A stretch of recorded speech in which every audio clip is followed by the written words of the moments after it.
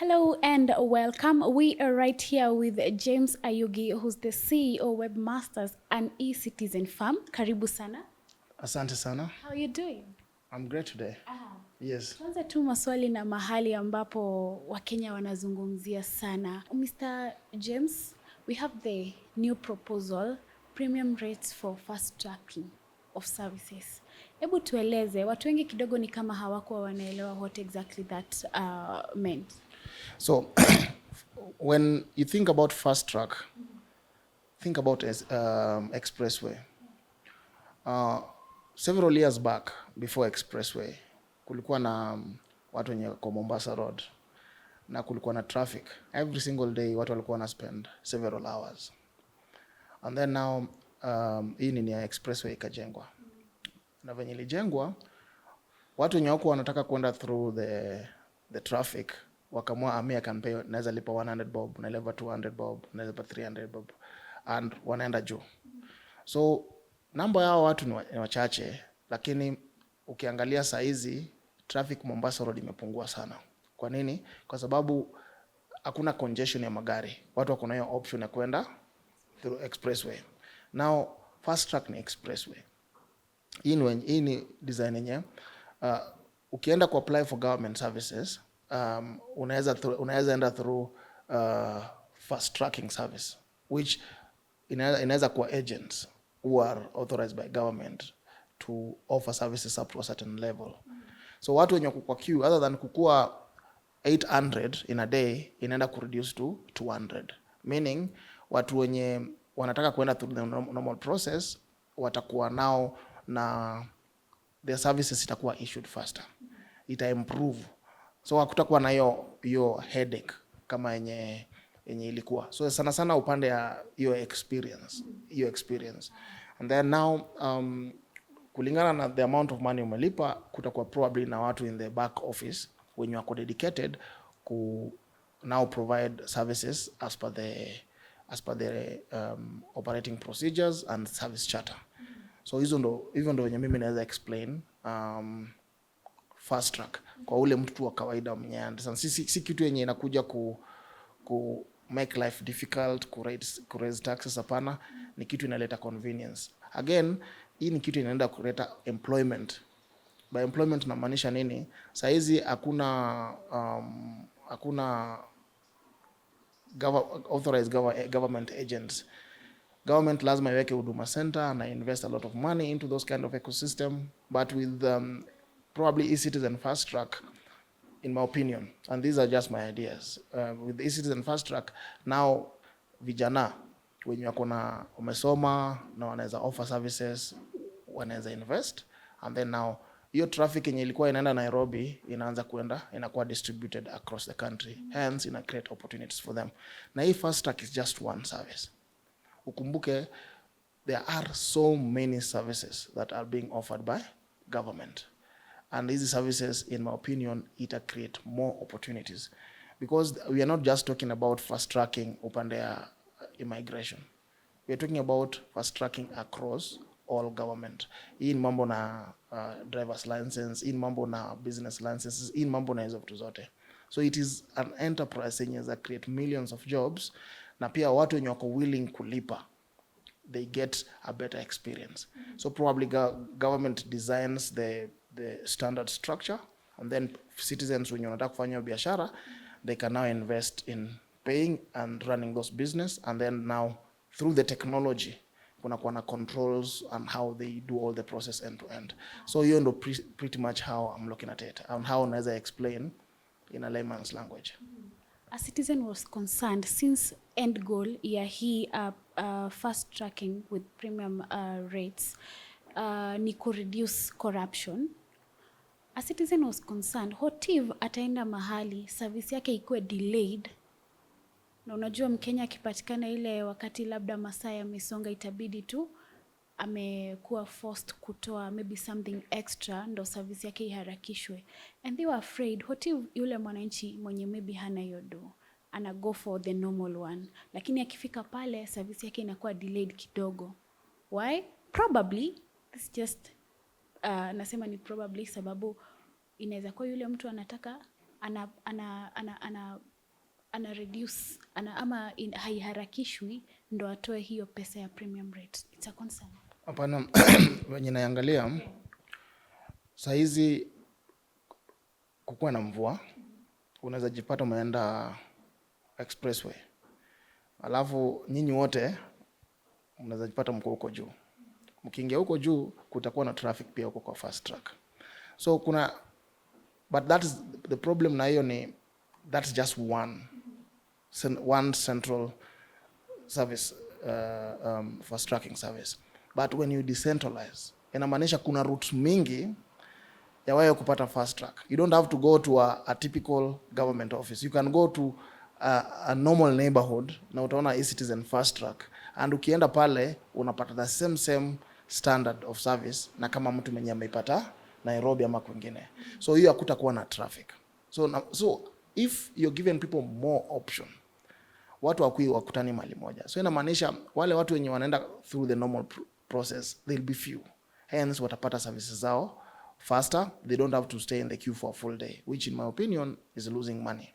Yes. Now, as we wind up on the same, since you have mentioned it's a proposal, how long might it take, or rather what's the process to get to implement ama kwa kuhakikisha kwamba inafanyika kuna premium rates for fast tracking? Hiyo saizi ninaongea na wabunge wenye watachukua, alafu we go through the bill creation process, na tutafanya kazi na Wakenya, especially watu in the IT industry and service delivery, so that hii bill ikuwe ni bill ya Wakenya yenye inaweza create opportunities for the younger people.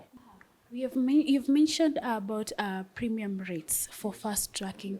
Does this mean the problem you guys are addressing right now is maybe shortage of manpower, in that there are not enough people to make sure that these services are tracked fast enough according to maybe people who are in need of these services? That's correct. Infrastructure wise, and of course also human capital. Because when 1,000 people show up a day and you only have 20 desks, you can only accommodate X number of people in a day. But when you have 1,000 different bureaus where you can go and get even a better experience, you don't need to travel to a central place. So if it is self-funded, the extra premium amount that you're paying is what will go to the agents who will now be offering this service. So at the end of the day, the premium rate is what needs to be now regulated in such a way that that is the fee that goes to these people who are now offering these services on behalf of government. Yes. With that said, looking at the economic state of our country right now, Ecitizen was concerned. Don't you think once we introduce these premium rates, then even maybe someone who will not afford the premium rates will feel left aside? Because you'll find maybe someone in an office will intentionally delay a service for them probably to pay this extra cost that's the premium rate. I'll give you a very good example. Yeah. Before the expressway, there used to be traffic in Mombasa Road. And the traffic ilikuwa inakaa sometimes even 4-5 hours, just from huko chini kuja town. After the expressway, traffic is moving. You understand? So what does it mean? When you introduce premium services, or when you introduce fast track services, all the traffic yenye ilikuwa kwa queue ya gava, some of them will move into these fast track services. And these people who may not be so privileged will now be able to get services faster. Why? Because the long queues are gone. Now they're able to access these services. So that's how I'm looking at the fast track services. So it's not at the government, and these are just proposals. These are just proposals and civic education. It will go through a process probably, if it's through parliament, and then... That was actually my next question about what are the stages of this proposal, and maybe when should Kenyans expect this maybe to be available for them to get services? So after we've been getting comments from people on how this can work, adding with the experience that we have in terms of just government service delivery, we believe this needs to be actually enacted and we'll work with, we've identified few members of parliament who will help us draft the bill, and then it will go through the House. But there will be a lot of civic education and public participation, and I want this to be a citizen-centric, and that's why I still want support from people who believe this will create opportunities. Remember, we are heading into AI generation, and there'll be lots of job cuts. We need to find ways in which we can create opportunities for people to be able to make money, especially people with skills and resources to be able to invest.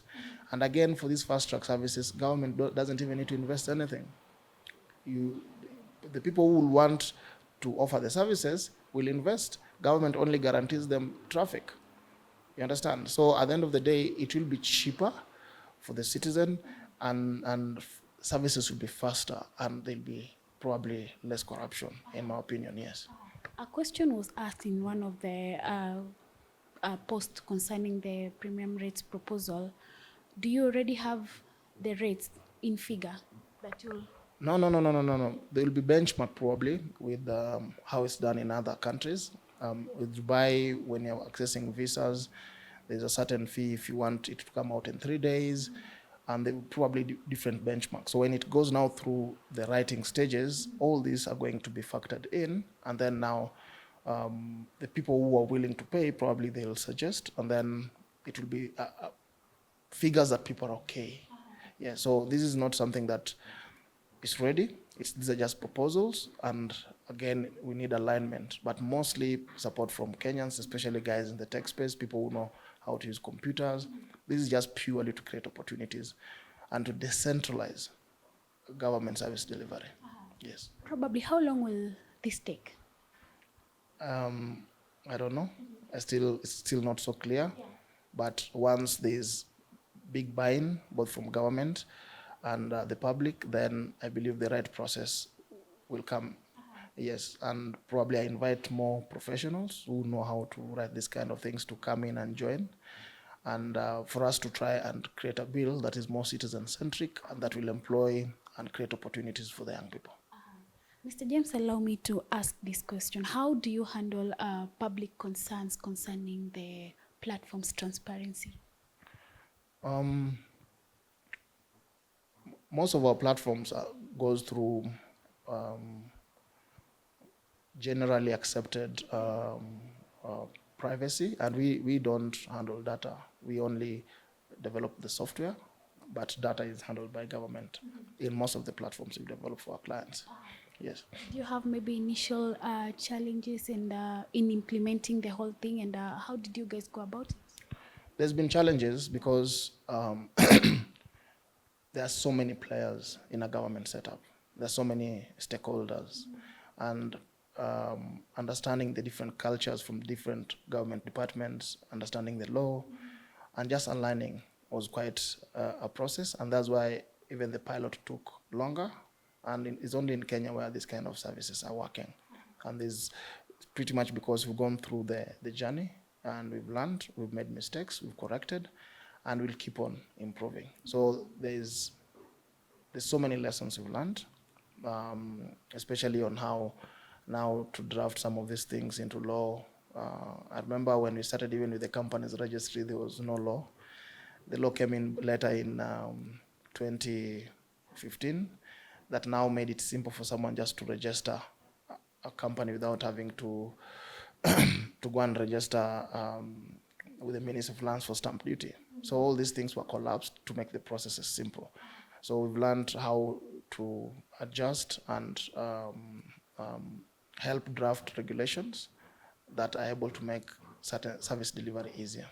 Yes. Talking about challenges, we have something that has been a subject of conversation among Kenyans, the 50 bob convenience fee on each transaction. I believe you guys also get a lot of question about it. I don't know, what would you tell people out there concerning these fees? Sababu, the complaints are too much, the questions are too many. Okay, for the record, it is not just standard 50 shillings. There was a gazette notice by the National Treasury on the third fee. So there's band. in that Gazette notice on how access fee is going to be billed. Number two, this is purely government revenue. It is the government that collects this money and government controls how it's spent. Sisi, we are just developers of the technology. We have other contracts, just like other vendors who are offering other services to government. Yes, so 50 shillings or access fee is a government fee levied to support digitization efforts. Yes. My next question was about how this is allocated and utilized, but now from that, I believe you do not have the answer. Yes, I do not have the answer. It is purely government prerogative to distribute it or to pay how they want, but it is a government managed fund. Yes. All right. As we wind up, are there maybe future technological advances, maybe apart from the premium rates, are there any other technical advances that you guys are working on? Yes. Currently, we are moving into the AI generation, and AI is making life easier. And we are currently developing AI to include them in most of these technologies that we've built. Very soon, support will be easier. Where human beings wanashindwa, AI will come in and to help. Example, in support, there will be chatbots, and you should be able to ask it pretty much any question anytime, and it will be able to answer you regardless of anything in government. So these are some of the models we are creating, and inshallah, soon, once the government has proper policies in place, we'll be able to deploy them to help in enhancing service delivery. Yes. All right. Asante sana for your time. Wish you all the best. Thank you very much. SPM Buzz.